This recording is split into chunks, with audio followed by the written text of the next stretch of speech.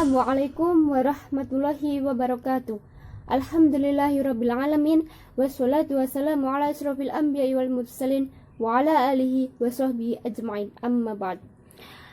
Alhamdulillah, pada kesempatan yang berbahagia kali ini, izinkanlah kami dari kelompok 2 untuk mempresentasikan hasil diskusi dari kelompok kami yang bertemakan ingatan.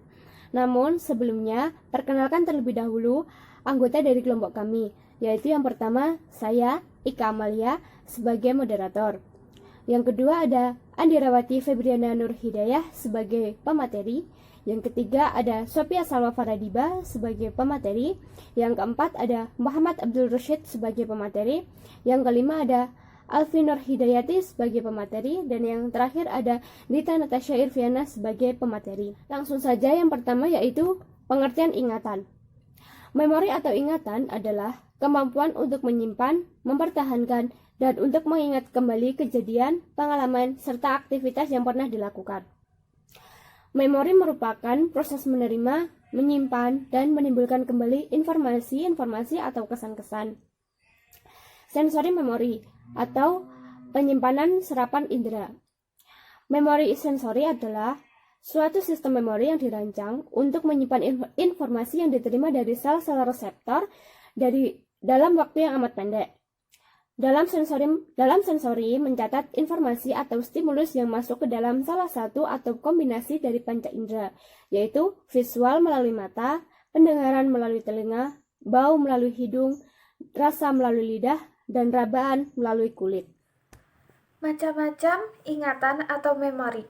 Yang pertama, ingatan atau memori jangka pendek. Memori jangka pendek atau short term memory atau memori kerja, working memory, merupakan ingatan tentang fakta, kata, bilangan, huruf, atau informasi kecil lainnya yang bertahan selama beberapa detik sampai 1 menit atau lebih pada suatu waktu. Karakteristik memori jangka pendek. Yang pertama, informasi pada memori jangka pendek merupakan memori yang disadari. 2. Kapasitas memori jangka pendek kecil, yaitu antara kurang lebih 7-2 item. Nomor telepon, password. Ketiga, informasi cepat diakses. Keempat, durasi pada memori jangka pendek sangat singkat. Tanpa adanya rangsangan tertentu, maka informasi akan hilang setelah 18 detik. Yang kelima, kehilangan informasi dapat dicegah apabila dilakukan pengulangan. Yang keenam, informasi biasanya disandikan dalam bentuk suara. Yang ketujuh, informasi dapat dipotong atau diubah menjadi hal yang lebih familiar agar meningkatkan kapasitas. Tahapan pada memori jangka pendek, seperti memori pada umumnya, terdiri dari 3 tahapan, yaitu encoding, storage, dan retrieval. A. Encoding. Pada tahap ini, informasi akan diseleksi dari memori sensorik. Individu akan memilih apa yang ingin diingat. Apabila informasi tersebut tidak diperhatikan, maka informasi tersebut tidak dapat diingat kembali. Ada phonological coding.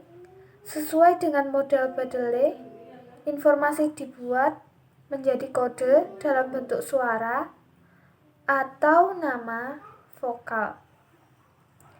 Visual coding. Informasi dibuat menjadi kode dalam bentuk gambar atau visual. Hal ini sering disebut dengan memori fotografis. Tahap yang selanjutnya, B. Storage. Kapasitas memori jangka pendek terbatas, sekitar 7-2 item. Namun, beberapa orang dapat mengingat 5-9 item. Tidak ada angka pasti untuk kapasitas memori jangka pendek, karena hal ini tergantung pada memori jangka panjang. Memori jangka pendek yang tidak diberikan suatu perlakuan seperti pengulangan terus-menerus, maka akan terhapus dalam jangka waktu tertentu. Yang selanjutnya, C. Retrieval.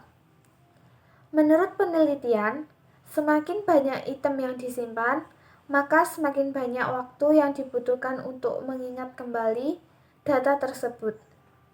Memori jangka pendek selain berfungsi untuk menyimpan informasi yang dibutuhkan untuk waktu yang pendek dan berperan sebagai ruang kerja untuk perhitungan mental, juga berfungsi sebagai stasiun pemberhentian sebelum menjadi memori jangka panjang. Salah satu teori yang membahas transfer memori dari memori jangka pendek menjadi memori jangka panjang dinamakan dual memory model. Hal ini menyatakan bahwa informasi pada memori jangka pendek dapat dipertahankan dengan pengulangan atau hilang karena pergeseran atau peluruhan. Macam ingatan atau memori yang kedua yaitu memori kerja. Memori kerja atau working memory dapat menyimpan informasi dari beberapa menit hingga beberapa jam dan memberi waktu yang cukup untuk secara sadar memproses, melakukan refleksi, dan melaksanakan suatu kegiatan berpikir. Menurut Gunawan, informasi yang masuk dalam memori kerja juga memungkinkan masuk ke memori jangka panjang jika informasi tersebut bermakna dan sering diulang. Contoh memori ini adalah apabila siswa melakukan belajar dengan cara kebut semalam, informasi yang masuk dalam memori ini dapat bertahan cukup lama. Namun, karena informasi tersebut kadang tidak berarti bagi siswa, maka cenderung hilang apabila sudah tidak digunakan lagi. Macam-macam ingatan atau memori. Yang ketiga, memori jangka panjang. Memori jangka panjang adalah bagian dari sistem memori tempat menyimpan informasi untuk periode waktu yang panjang. Dengan kata lain, dapat bertahan dalam hitungan bulan, tahun, bahkan seumur hidup, atau yang sering kita sebut dengan menetap atau permanen. Hal tersebut dapat terjadi apabila informasi yang ada itu merupakan informasi yang berhubungan dengan keselamatan hidup, berhubungan dengan membangkitkan emosi, dan informasi yang masuk akal serta berarti. Dalam memori jangka panjang, ada beberapa para ahli yang membaginya menjadi 3 bagian, yaitu yang pertama, memori episodik. Memori episodik yaitu memori tentang pengalaman pribadi. Yang kedua, memori semantik, yaitu memori tentang fakta-fakta dan generalisasi.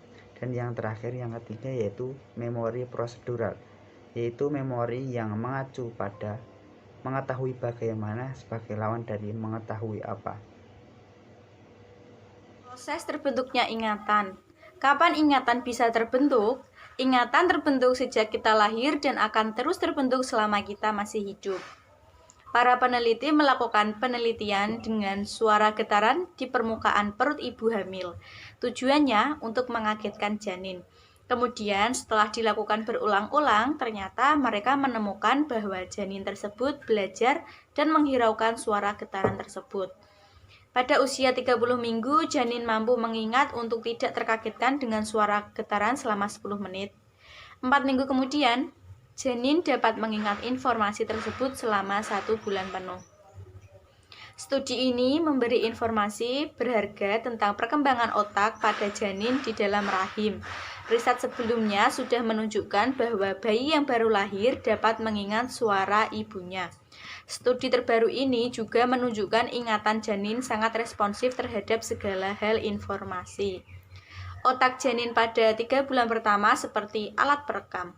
Dan yang Anda lakukan adalah Anda dapat melakukan apa yang Anda rekam. Kemudian, walaupun secara konkret kita tidak mampu mengingat masa kecil kita sebelum 3 tahun, namun ingatan pertama tersebut sangat penting bagi pertumbuhan otak kita. Di dalam otak kita terdapat hipokampus. Hipokampus adalah bagian otak yang terletak di lobus temporal otak yang berperan untuk mempertahankan ingatan. Peneliti menyatakan bahwa setiap selnya digunakan untuk menyimpan satu ingatan atau memori. Saat ada rangsangan dari lingkungan, maka ingatan akan terbentuk melalui 3 tahap. Tahap pertama yaitu proses di mana informasi diterima oleh indera tubuh, disebut tahap belajar.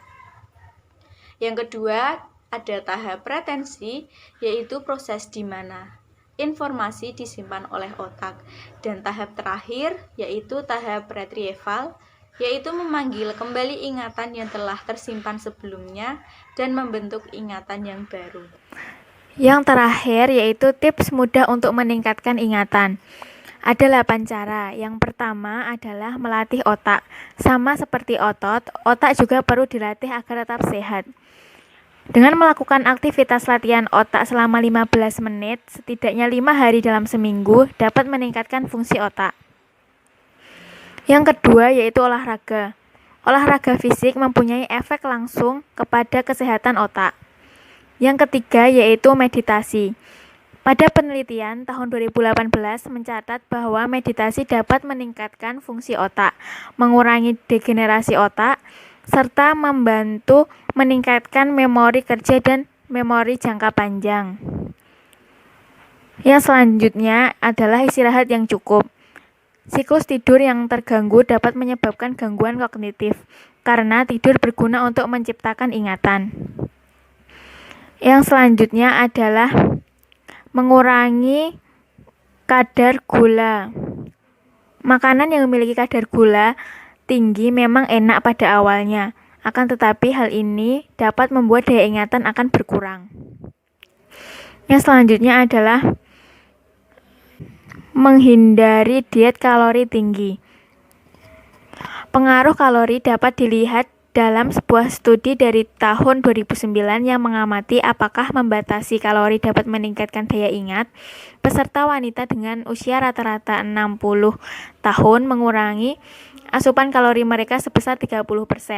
Hasilnya menunjukkan bahwa pengurangan kalori dapat menyebabkan peningkatan signifikan dalam skor memori verbal.